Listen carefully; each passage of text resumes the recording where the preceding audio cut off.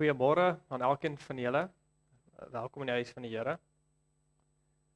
Voordat ons begin, kom ons open net met gebed. Vader, ons wil U naam loof en prys en ons wil net vir U dankie sê dat ons almal vanoggend hier kan wees. Wat 'n groot voorreg is dit nie. Waar ons nou die les gaan bestudeer, vra ons dat U met ons sal wees.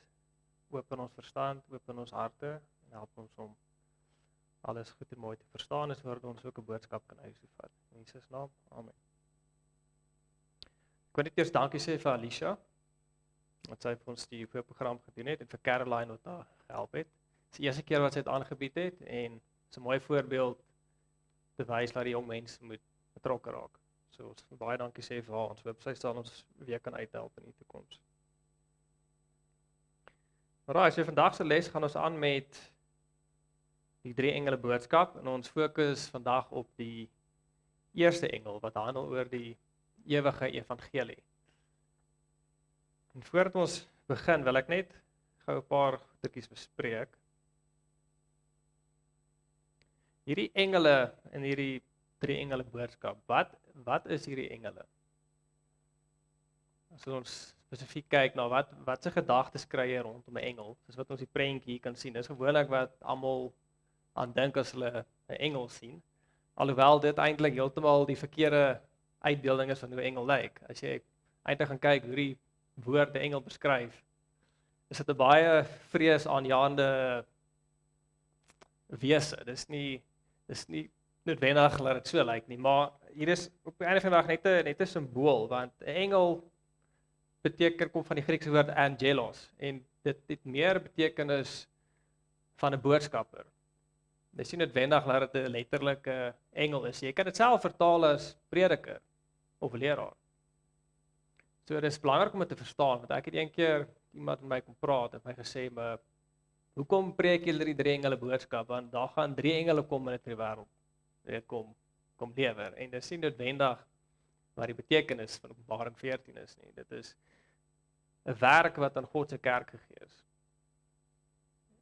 om hierdie boodskap uit te dra. So die kerk is eintlik die engele. Dit is die boodskappers wat die boodskap moet uitstuur aan die wêreld. En dit is op die einde van die dag, dit is die rede vir die bestaan van ons kerk. Is dit nie waar nie, om die evangelie te versprei? Anders hoekom is ons hier? Hoekom ons is 'n kerk as ons hierdie evangelie versprei nie? Dit is eintlik ons primêre objective, soos mense in Engels sal sê. Alright, so kom ons begin by Sondag. 'n boek vol genade en hoop. En ons begin deur Openbaring 1 vers 1 tot 3 en 14 vers 6 te lees. Openbaring 1 vers 1 tot 3. Enigiemand wat vir ons wil lees asseblief?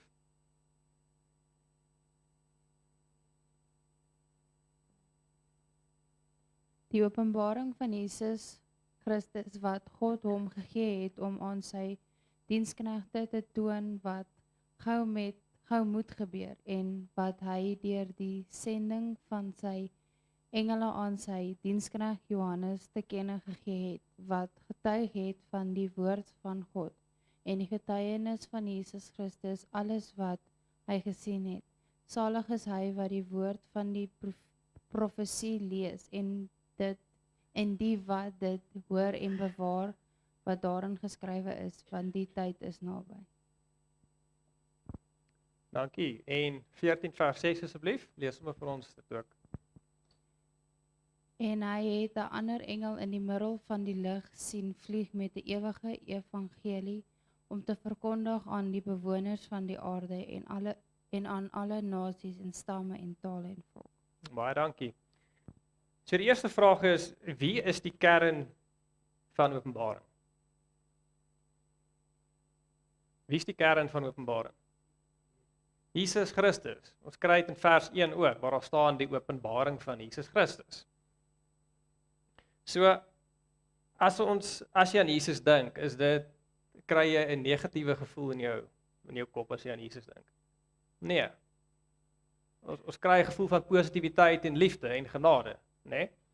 So, die boek Openbaring se fokus is eintlik positief, alhoewel dit so vol negatiewe simbole en beelde en profeseë is, wat op negatiewe dinge toon, is die kern is eintlik positief. Of kom ons sê so die gevolgtrekking van alles wat gebeur is positief.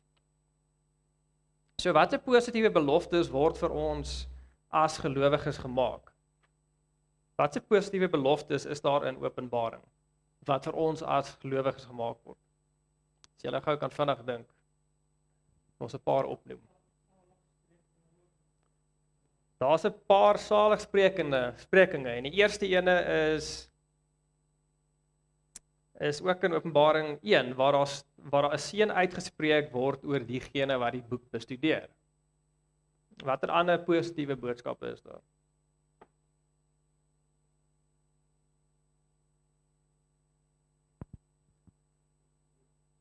Jesus kom weer, verseker. Nog? Redding. Ja, dis seker die belangrikste een, mooi Caroline. Redding, God se genade. Wat nog?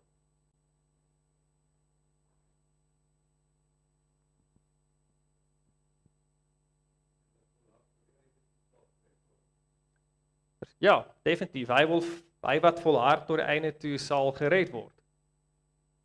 En ook dat God wil hê, dis een van die mooi boodskappe wat ons ook in Openbaring 14 kry, is dat God wil hê, almal moet gered word.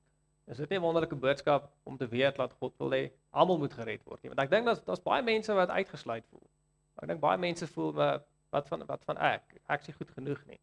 Dis nie wat Openbaring leer nie. Openbaring sê, God wil hê, almal moet gered word. Maak nie saak wie jy is nie, maak nie saak wat jou omstandighede is nie. En maak nie saak watse dinge jy al in jou lewe aangevang het nie. God wil hê, jy moet gered word. So Openbaring is uiteindelik 'n boodskap van hoop, genade en 'n betere toekoms wat ons almal wag. Dis die gevolgtrekking. Ja, daar gebeur klomp dinge, daar's klomp lelike dinge wat uitgebeeld word en wat gebeur in Openbaring, veral met God se mense, maar die uiteindelike gevolgtrekking is hoop, genade en 'n beter toekoms vir ons, elkeen van ons. So kom ons gaan kyk 'n bietjie verder in die ding klink nogal snaaks, Jasper. Is jy besig met hom? Okay, dankie. Kom ons kyk bietjie na die ewige evangelie. Ons gaan fokus bietjie meer op die eerste Engelse boodskap. Kom ons lees 1 Korintiërs 15 vers, ons gaan gou 'n paar verse lees, ek sou bly wees as julle my gaan uithelp. Ons begin met 1 Korintiërs 15 vers 1 tot 4. Enige iemand wat vir ons wil? Caroline, dankie. 1 Korintiërs 15 vers 1 tot 4. Broeders, ek maak julle die evangelie bekend wat ek aan julle verkondig het, wat julle ook gaan aanneem het, waarin julle ook staan, waardeur julle ook gered word as julle daaraan vashou, op die wyse waarop dit aan julle verkondig het, of julle moet te vergeefs geglo het. Want in die eerste plek het ek aan julle oorgelewer wat ek ook ontvang het, dat Christus vir ons sondes gesterf het volgens die skrifte, en dat hy begrawe is, en dat hy op die 3de dag opgewek is volgens die skrifte. Baie dankie. En dan Romeine, asseblief 3 vers 24 tot 26. En hulle word deur sy genade sonder verdienste geregverdig, deur die verlossing wat in Christus Jesus is. Hom het God voorgestel in sy bloed as 'n versoening deur die geloof, om sy geregtigheid te bewys deurdat hy die sondes ongestraf laat bly het, wat tevore gedoen is onder die verdraagsaamheid van God, om sy geregtigheid te toon in die teenwoordige tyd, sodat hy self regverdig kan wees en regverdig maak wie uit die geloof in Jesus is. Dankie. Nog so 2 gedeeltetjies dan as ons klaar kan ons aanbeweeg. Want toe ons nog swak was, het Christus op die regte tyd vir die goddelose gesterwe. Want nouliks sal iemand vir 'n regverdige sterwe, vir 'n goeie mens sal iemand miskien nog die moed hê om te sterwe. Maar God bewys sy liefde tot ons daarin, dat Christus vir ons gesterf het, toe ons nog sondaars was. Okay, dan die laaste gedeelte. Daar is dit dan nou geen veroordeling vir die wat in Christus Jesus is nie, vir die wat nie na die vlees wandel nie, maar na die Gees. Want die wet van die Gees van die lewe in Christus Jesus het my vrygemaak van die wet van die sonde en die dood. En 3, net die laaste 2 verse asseblief. Want God het wat vir die wet onmoontlik was, omdat dit kragteloos was deur die vlees, deur sy eie seun in gelykheid van die sondige vlees te stuur, en dit ter wille van die sonde veroordeel in die vlees, sodat die reg wat die wet vervul kon word in ons wat nie na die vlees wandel nie, maar na die gees. Baie dankie, dis 'n mondvol. Ons wil net vinnig die evangelie opgesom uit 'n paar Bybelse teksverse. So, as hierdie gedeeltes ons nou gelees het, ja, Jason. As dit 'n ewige evangelie is, dan moet dit bietjie voor daai tyd begin het, voor die Nuwe Testament. Ja. Genesis 3 vers 15 is waar die evangelie, die ewige evangelie begin. Verseker, ons gaan ook bietjie later gesels oor waar dit begin het, maar kom ons Sorry. kyk gou na die paar versietjies. Can I ask a question? Yes, George. Excuse, because it follows on what JC said. Because I had 2 phone calls about this lesson, one last night and one this morning. And the first question I had was last night, and that is, what is the everlasting gospel? And I swallowed on that one a little bit, and I tried to think a little bit about it, because it's very explicit, the everlasting gospel. What does that actually mean? Can somebody explain it to me? Because I do not understand the word everlasting gospel. Because by the time we've died, then we are in heaven. And then the gospel doesn't apply anymore, because then we are saved. Can somebody explain it to me, please? I'm just wondering, when we see Jesus in heaven, will he still have the scars on his hands and feet? So that is an everlasting representation of how long the price Jesus paid will stand. Jesus will for the rest of his life have those scars, which is a symbol for how long his price will last. And that's what makes it an everlasting gospel. He is the gospel, is it not so? And heaven will stand for how long? Forever. So that's how I understand it, but I'll be corrected. But I think it's all about Jesus, if somebody agrees. Iemand anders iets sê daaroor? Tannie Annemarie, asseblief. Die George die vrou gevra het, dieselfde opmerking wat sy gemaak het by my gedagte ook opgekom. Maar dan ook, ek meen, as ons 'n lewe lei in die hemel, dan sal, ek meen, vir die tekens wat aan sy hande en sy voete is, sal almal eintlik kan getuig wat gebeur het. Dit sal nooit weer wees wat iemand nie weet wat daar aangaan nie. En aan die einde van die dag, ek meen, dit bly 'n ewige evangelie. Dit sal tot in alle ewigheid sal dit eintlik wees hoe lief die Here ons gehad het, dat hy vir ons gesterf het. Ek dink nie ons sal ooit daar sonder kan wees nie. Ek dink dit sal 'n kenteken wees vir die res van ewigheid af. Verseker, so julle almal hardloop hy so bietjie vooruit. Nou dis reg. Kan ons so lank mooi praat daaroor. Maar ons gaan nou bietjie meer gesels oor waar dit begin het en waar dit op pad is en hoekom dit why it's nie hoekom dit 'n ewige evangelie is, maar ek hou van die antwoorde wat ons gekry het. Dit is baie insiggewend. So as ons net 'n bietjie terugval na, kom ons vergeet eers van die woord ewig en ons kyk net eers na die woord evangelie. Waaruit bestaan die evangelie? Hoe verstaan julle die evangelie? Daar's klomp komponente of fasette van die evangelie. Ons het hulle nou uit die skrif uit 'n paar gedagtes gekry. Wat sal julle sê is die evangelie? Goeie nuus van Christus. Die goeie nuus. Van Christus soendood vir ons. Christus se soendood vir ons. Nog 'n paar gedagtes. Sonde is vir altyd vernietig as gevolg van die evangelie. Ja, dit is 'n mooi gedagte daai. Nog 'n paar idees? Hoe sien julle die evangelie? Ja, Tannie, asseblief. Ewige evangelie het ons geen reddingshoop vir die oordeels. Dankie vir dit, Tannie. Nog iemand iets wil sê? George? To follow on from evangel, I can't think of the English word now. Are we an evangelical church, which is what we're saying that the first angel's message is to evangelize.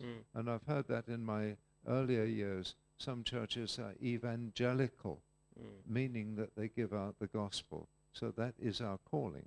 Well, all Christians are supposed to be They're evangelical. supposed to be. You but can't they- be an evangelical Christian because by definition a Christian should be evangelical. Yes, sure, yeah.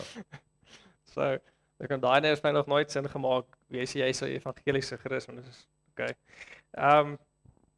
Ja, so ja. Sorry. Yes, asseblief. Wat presies beteken die woord evangelie? Kan jy vir ons verduidelik?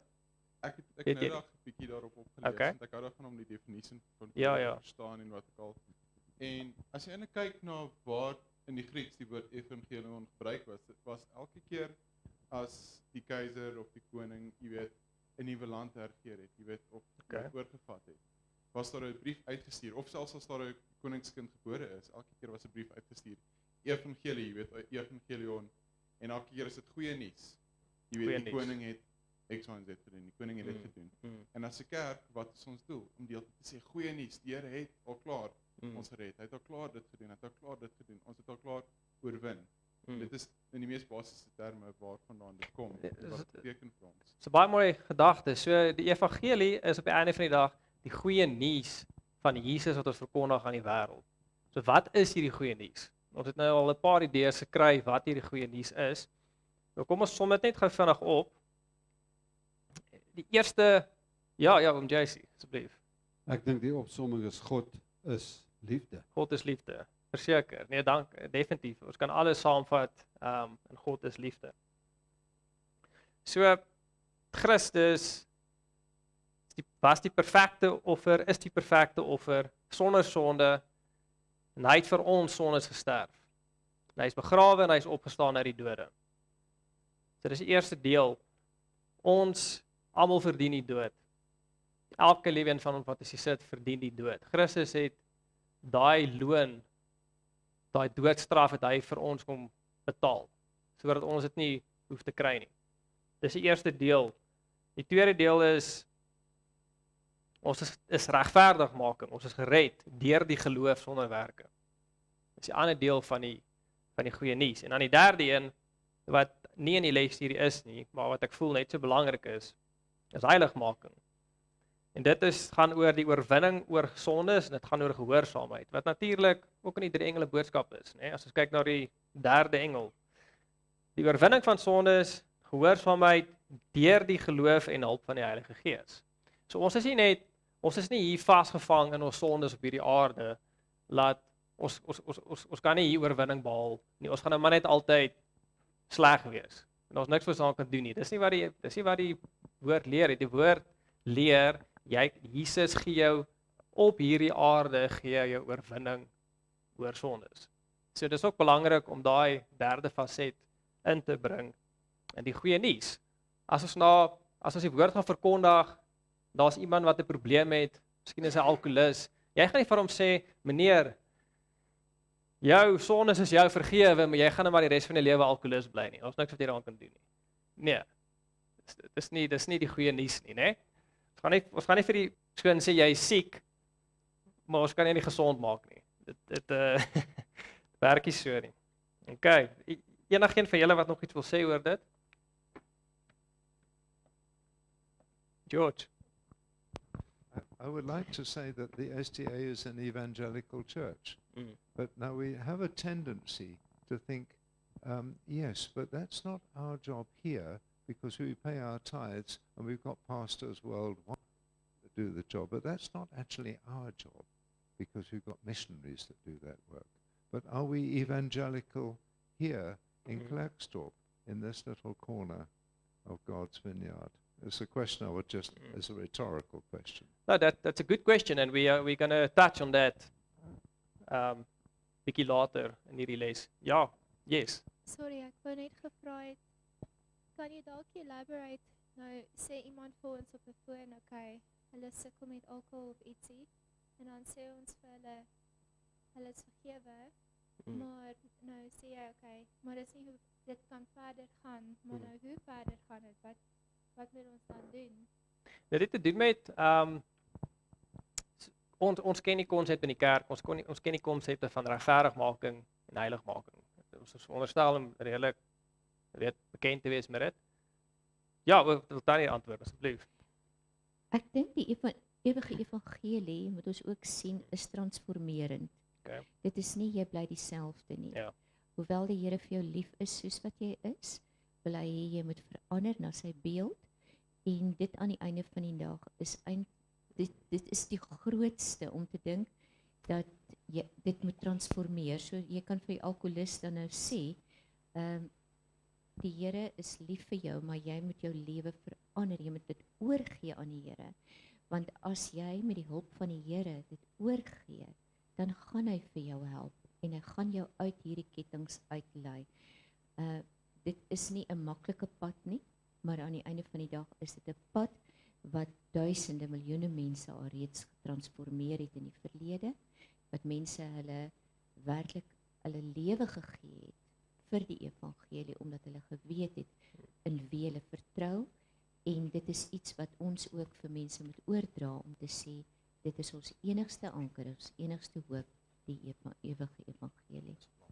Dankie. Het dit jou vraag beantwoord? Okay, JC. Ons teksvers daar sê, nie na die vlees wandel nie, maar na die gees. Ja, na die gees. So, Romeine, as jy hierdie onderwerp wil goed verstaan, lees Romeine 7 en 8. Ja, Ek dink die maklikste manier om dit af te kort is, God wil jou die beste weergawe van jouself maak, as wat jy klaar is. Verseker. Hy wil jou net 'n beter weergawe van jouself maak. As 'n ander teksvers in een van die evangelies, ek weet nie waar dit staan nie, wat sê, die Here wil hê jy moet 'n lewe in oorvloed hê, nê? Wat beteken dit? So, God wil hê ons moet op hierdie aarde moet ons oorwinning behaal oor ons sondes, nê? Dis nie hy wil nie jy moet net altyd in jou patetiese kondisie in die modder bly nie, nê? Hy wil jou uit die modder uit optel en jou skoon was en vir die kleed aantrek. Okay. Kom ons beweeg aan. Kom ons lees Openbaring 13 vers 8. Openbaring 13 vers 8. En al die bewoners van die aarde sal op hom aanbid. Almal, verskoon my, ek wil net hier ook verander. Almal wie se name nie van die grondlegging van die wêreld af in die boek van die lewe van die lam wat geslag is, geskrywe is nie. Okay, en dan lees ons vir ons 1 Petrus asseblief. Dankie Jasper. Omdat julle weet dat julle nie deur verganklike dinge, silwer of goud, losgekoop is uit julle ydelle lewenswandel, wat deur die Vaders oorgelewer is nie, maar deur die kosbare bloed van Christus, soos van 'n lam sonder gebrek en vlekkeloos, wat wel vooruitgeken is voor die grondlegging van die wêreld, maar in hierdie laaste tye geopenbaar is om julle ontwil. Dankie. So, ons gesels nou 'n bietjie hierdie onderwerp wat net nou opgekom het. Wat gaan oor wat is die verhaal van hierdie evangelie, of die verhaal van hierdie genade. So wat is die oorsprong van dit en waar eindig dit? So die eerste vraag is, wat beteken dit vir jou dat 'n liefdevolle God jou geskaap het? Wat beteken dit vir jou dat daar's 'n God wat liefde is en hy het jou geskape? Hoe sien jy jouself? Jy is nie gemors nie. Jy is nie gemors nie. En om 'n bietjie verder te vat, ja, Jasper. Jy is belangrik. Jy word gesien as spesiaal. Jy word gesien as spesiaal. Nou kom ek vra, so iemand wat voel hy is spesiaal en hy is belangrik, wat se vermoëns het daai persoon? Hy gaan altyd verder as wat enigiemand anders sal gaan. Ja, maar in ek sal amper sê in sy kapasiteit, wat kan daai persoon doen? Meer as enigiemand anders. Hy sit soveel meer in om iets te doen. Hy kan sy eie besluite maak. Dis eintlik wat ek op wil neerkom. Hy kan sy eie besluite maak. Hy's nie 'n masjien nie. Hy's nie 'n stuk materie wat klaar geprogrammeer is oor wat hy moet doen en sê nie. Hy het sy eie kapasiteit om te dink en te redeneer en te kies wat hy voel goed is. Nee, dit is wat dit beteken dat 'n liefdevolle God jou geskaap het. Jy kan kies teen God of jy kan kies vir God. Amen. Dis wat belangrik is. Want as jy nie kan kies nie, dan is daar nie 'n liefdesverhouding nie. En ons almal het al die storie gehoor. Dit is 'n storie wat ons gewoonlik oor gesels in die kerk. Maar as jy binne 'n huwelik is en jou man het nie die opsie byvoorbeeld om te loop nie, dan is dit werklik liefde. Nee. Want julle moet kies om in daai verhouding te bly. As albei geforseerd is om daai verhouding te bly, dan wat se liefde is daar? Dis dieselfde tussen ons en God. Ons is nie geforseer om 'n liefdesverhouding met God te hê nie. God kies om een met ons te hê en ons kies om 'n verhouding met God te hê. So ons het die keuse om teen God te draai. En omdat daar 'n keuse is, omdat God ons geskaap het, of kom ek sê so, sy regering is op hierdie beginsel geskape, was daar nog altyd 'n verlossingsplan gewees. Dis hoekom die evangelie is eternal. Dis ewig, want van die grondlegging van die aarde was hierdie keuse geskape en saam met die keuse was die verlossingsplan ook geskape. Moet jy sê? Voor die grondlegging van die aarde. Voor die grondlegging van die aarde. So hier is nie 'n nagedagtenis. Adam en Eva het nie gesondig en toe is God van, o, wat gaan ons nou maak? Okay, ek het hierdie idee nie. Nee. God het klaar 'n plan in plek gehad vir as dit gebeur. Want hy het geweet daar's 'n kans dat dit gaan gebeur en as dit gebeur, moet ek klaar 'n plan hê hoe om hierdie mense te red. Yes. Sorry, ek wou net gevra waar staan dit? Where does it stand that the plan was there before sin? Is it that? Ja, kyk, ons het nou gelees Openbaring 13 vers 8 en ons kan dit gou weer lees. Ek gaan sommer vanaf vir ons lees. En al die bewoners van die aarde sal hom aanbid, almal wie se name nie van die grondlegging van die wêreld af in die boek van die lewe van die Lam wat geslag is, geskryf is, nie? En dan 1 Petrus, omdat julle weet dat julle nie deur verganklike dinge silwer of goud losgekoop is uit julle ydelle lewenswandel wat deur die Vaders oorgelewer is nie, maar deur die kosbare bloed van Christus, soos van 'n lam sonder gebrek en vlekkeloos wat wel vooruit geken is voor die grondlegging van die wêreld, maar in hierdie laaste tye geopenbaar is om julle ontwil. So ek dink dit staan nie direk so nie, maar jy kan dit aflei. Want as die daar al gekies is van wie gered gaan wees en wie gered gaan wees voor die grondlegging van die aarde, dan moes die plan al in plek gewees het hoe dit gaan werk. Maar ja, maar verduidelik vir ons wat bedoel jy? Nee, die rede hoekom ek vra is Ja. Party mense voel, jy weet, it was prophesied that Judas would betray Jesus. Okay. And then they will ask, what chance did he have to do the right thing? It was planned for him to do that.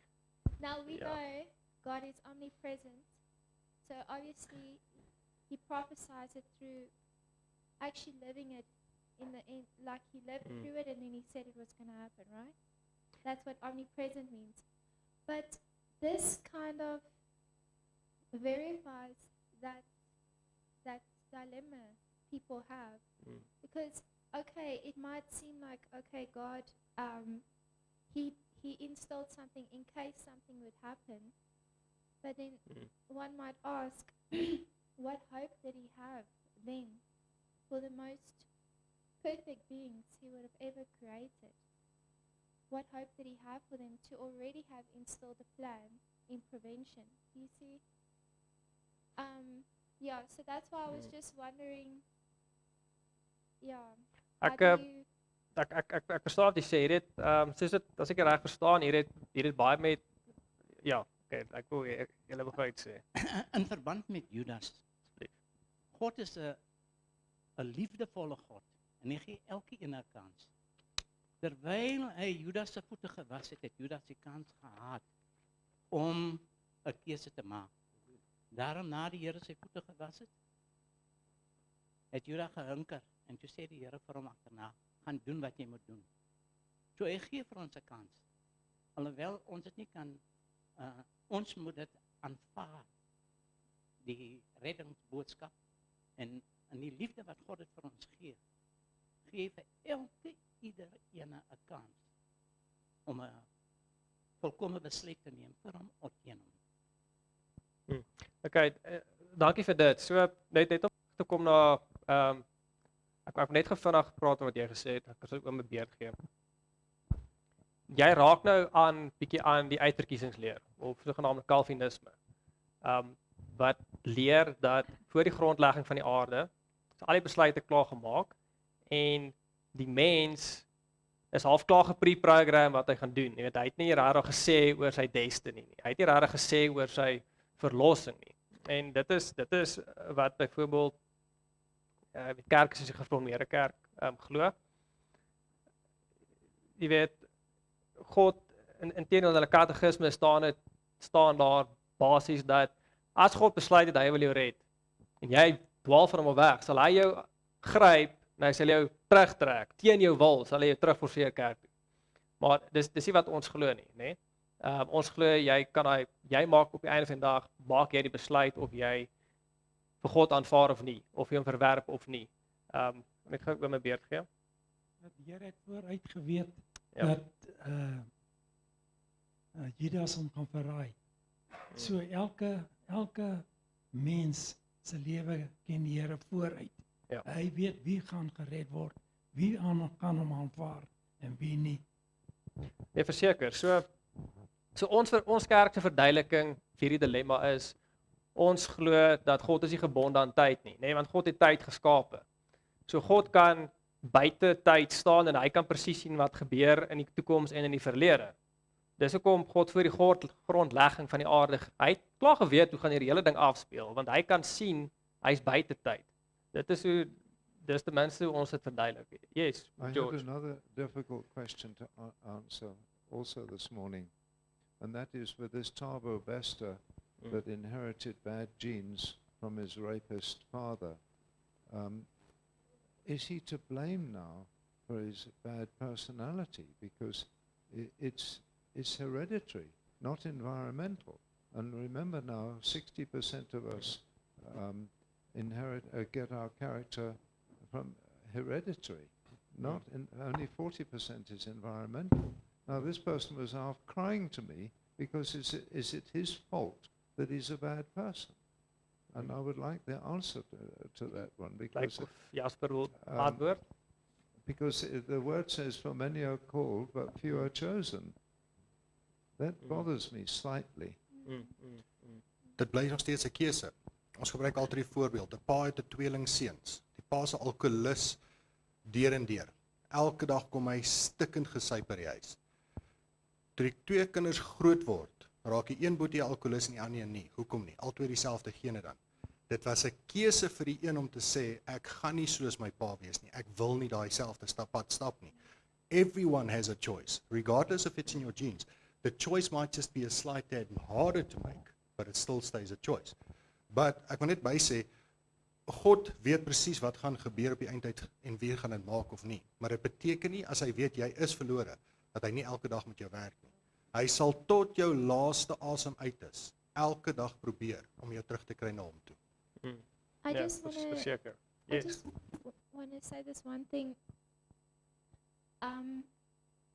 Okay, so we know that God can see the future, and obviously, in turn, we know that is why God prophesies and things happen to be true, because maybe it's a pattern or whatever, but I would like to believe that every single person that God allowed to exist has a chance to be saved. Because if you look at the walk God had just with Israel, God said that was an example of what he goes through with each and every person. And he weaned and dealt with them over and over and over again. He reasoned with them, and like that part where it says few are chosen, what does that mean to others? I don't know. But I wonder if it doesn't reciprocate on our behalf, not on God's. Few are chosen, meaning our choice. You see what I'm saying? Because it has to be fair. Our God is a fair God. He doesn't favor anybody because he says blatantly in his word, he knew us before we were even knitted in our mother's womb. So, yeah, so that's just that. But what I was trying to touch on here was that concern that people may ask us. You know, God seems to be predestining us to destruction. But of course, we have to believe that can't be, as a good concept. Yeah, look, this whole predestination thing, it's a very complex topic. We can talk the whole day just about that. Yeah, Tannie? Ek dink die situasie van predestined is vir my die voorbeeld van die persoon aan die kruis. Is dit iets wat vir my totaal en al die appelkar daar omgegooi, want sy keuse was werklik waar daar stadium of sy lewe voor die tyd was altyd. Tot tyd vir die Here gesê, dink aan my, het nie gesê red my nie. Het gesê dink aan my. En aan die einde van die dag het die Here hom wel gered. So ek dink in my opinie is die Here wag eintlik net vir ons om werklik waar vir ons te help. En hy's 'n liefdevolle Vader. Ek meen daar's soveel tekste in die skrif wat sê hy wil nie hê dat ons hy het nie behaag om die sondaar te straf nie. Hy wil hê dat elkeen gered moet word. En daarom, omdat hy 'n God van liefde is, wag hy eintlik regtig waar vir ons terugdraai en ons keuse om hom aan te neem. Ja, verseker, baie dankie Tannie. Net om George net vinnig te beantwoord, dan moet ons aanbeweeg. Everybody has a predisposition to sin. Like, almal het 'n swakheid, almal het elke van ons wat hier sit het een of ander swakheid teenoor 'n spesifieke sonde. Dis net hoe dit is. Daar's sekere mense wat nie sy oë van 'n vrou kan afhou nie. Daar's sekere mense wat nie McDonald's kan misry nie. Okay, daar's almal het 'n een of ander probleem. Maar soos Jasper ook net nou gesê het, is op die einde van die dag maak jy nog steeds daai besluit om oor te gaan van wat in jou kop ingaan tot aksie. Jy maak daai besluit. Dit word nie vir jou gedoen nie. It doesn't happen automatically. You still make that decision. As ons 'n voorbeeld van Tabu vat, sy victims. Hy was nie 'n robot gewees wat dit net gaan doen het nie. Dis nie dat hy homself kon gehelp het nie. Hy het daai besluit gemaak. It was wat noem jy dit in 'n wettige terme as jy dit voor die tyd daaroor dink? Predetermined, ja. It was premeditated. It was premeditated. Hy het voor die tyd, hy het vir dae en weke oor die goed gedink en dit beplan en dit begin 'n vrotkol in sy brein raak totdat hy homself op daai punt net nie meer kon help het nie. Met daai proses waar dit begin het, was 'n besluit geweest. Hy kon gesê, "Wow, hier is nie reg nie, ek moet vir hulp gaan." En hy kon mense gaan sien net om hom te help. Maar hy het dit nie gedoen nie. Hy het aangegaan met dit totdat dit oorgesit het in dade. I just want to say to everybody here, it's very easy for you guys because everybody knows the word of the Lord here. You've probably all been brought up in a Christian country. And I have also, and I've been a churchgoer my whole life, since the age of when I can first remember. So one day, my son brought home 2 engineers from East Germany that he knew. And I thought, well, I'm very good at speaking to people that are atheists. I've got that capability because I can use a logic that you cannot argue with. And these 2 East Germans never knew anything about the word of the Lord, the word of the Lord. And I couldn't get anywhere with those guys. They completely defeated me because they were completely blank. They were completely dead as far as I could see. I could get nowhere with them. So it's very easy for me to speak to you guys about the word of the Lord, or a Catholic for that matter. But try an East German that never heard anything about God and never heard about the Bible. Try that one. No, verseker, George. Yes. Sorry, I can't believe I'm talking so much, but I just want to to ask what reached any of our hearts, because I know of people who grew up with Jesus and denied him. But I think it touches anybody when they hear somebody loves them. The first time I accepted Jesus was when I heard he truly loves me. A pastor asked on the pulpit, he said, don't you want to go somewhere where somebody loves you? And then they said, heaven is not just full of one person who loves you. God will have every single human in heaven who will love you. And that was for me very appealing. So I wonder if we can just bring it across to somebody how much God loves them and how much God is encouraging his believers to love them. It might do something, because that's where God starts.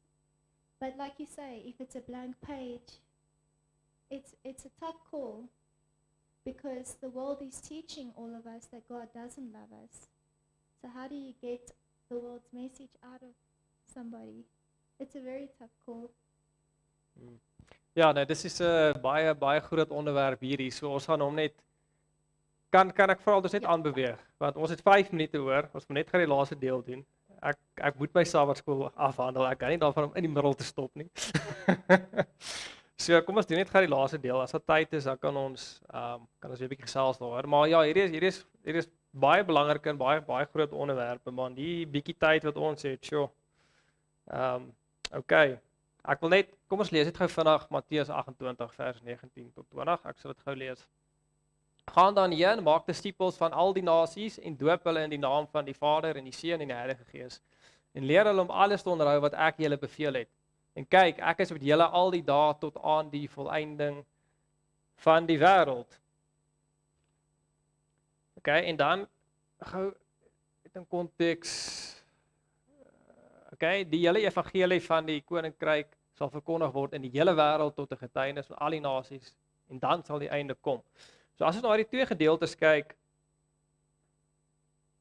watter diepte kry ons in die boodskappe as ons na die wêreld kyk? So hierdie evangelisering wat ons ook heeltyd oor gesels, na wie moet al hierdie boodskappe toegevat en oorgedra word?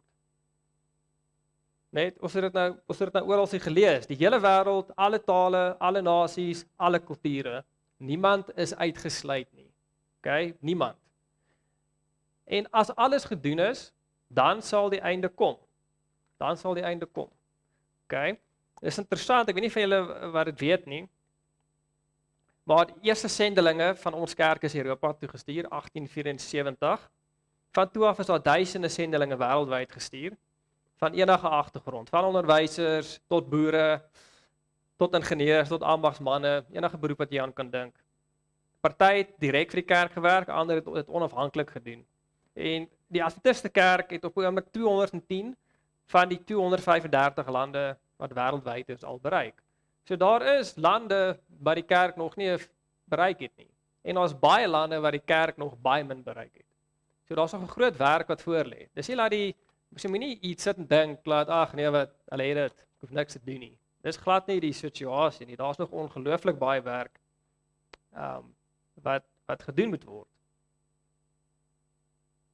So wat ek ook net vandag wil aanraak is hierdie taak van sendingwerk wat in die eerste engelboodskap en ook wat ons net in Matteus gelees het. Watter voordeel hou dit vir ons as Christene? As ons bietjie meer na onsself kyk. As jou lewe fokus op evangelisering, watse voordeel hou dit vir jou as 'n Christen? Ekskuus? Nog? Watse voordeel hou dit vir julle? Peace of heart? Nog 'n paar idees? Daar is nog werk om te doen. Verskoon my. Ons moet 'n kroon kry eendag en dan gaan nie 'n kroon wees sonder sterretjies nie. So, wat dit beteken, ons moet uitgaan en ons moet gaan evangelisasiewerk doen wat die Here vir ons gegee het. Dit is die boodskap wat ons het. Ons moet uitgaan en gaan vertel van die liefde van die Here, hoe wonderlik hy is. Nee, verseker. So net om vinnig dit op te som vir julle, want ons hardloop 'n bietjie tyd uit.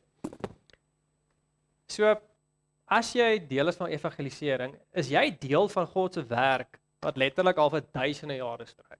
Jy's hier deel van 'n verlossingsplan wat van die begin van die fondasie van die aarde of van God se skepping tot op die einde of tot in ewigheid duur. Jy's hier deel van die grootste veldtog wat ooit geloods is. So dit is lekker om te dink dat weet jy is deel hiervan en jy maak 'n verskil. Jy is ook deel van die eindtyd boodskap van die kerk. Jy is deel van die groep wat die laaste boodskap aan die wêreld bring en dit moet jou opgewonde maak. Nee, dit werk bietjie opgewondenheid binne in jou in. Dis baie inspirerend. Dis vervullend. Dis nie vervullend om ander mense te help nie, om nie net die hele tyd aan jouself te dink nie.